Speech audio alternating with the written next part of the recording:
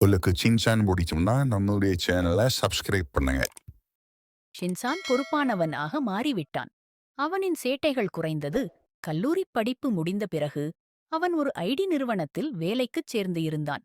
ஒரு நாள் அவன் வேலை முடித்து வீட்டிற்கு சென்று கொண்டிருக்கும்போது அவன் ஐச்சானை நீண்ட நாட்களுக்குப் பிறகு பார்த்தான். பின்பு ஐச்சானும் ஷின்சன் நீண்ட நாட்கள் என் நண்பர்களாக பழகிக் கொண்டு வந்தார்கள்.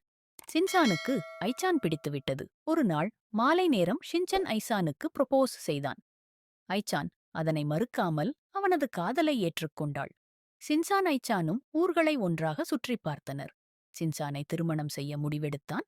அதனைப் பற்றி பேசுவதற்கு அவன் அவனுடைய பெற்றோர் வீட்டிற்கு சென்றான்.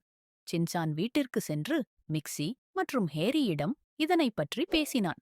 ஷின்சான், அப்பா அம்மா, நான் ஒரு பெண்ணை காதலிக்கிறேன், அவளை திருமணம் செய்யப் போகிறேன் என்றான். ஹீமாவாரி ஆச்சரியத்துடன், என்னது ஷின்சான், காதலா? யார் அந்த பெண்?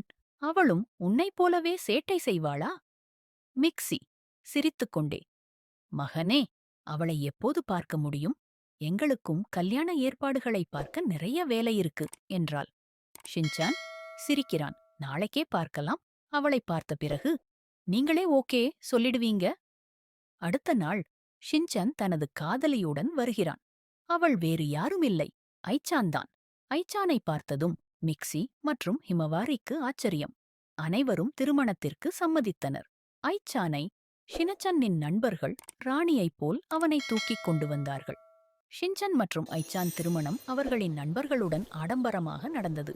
பின்பு சில வருடங்களுக்குப் பிறகு ஷின்சானுக்கு ஒரு அழகான குழந்தை பிறந்தது. குழந்தை மற்றும் மனைவி அப்பா அம்மாவுடன் ஷின்சான் சந்தோஷமாக வாழ்ந்து வந்தான். இது போன்ற கதைகளுக்கு நம்முடைய சேனலை சப்ஸ்கிரைப் பண்ணுங்க.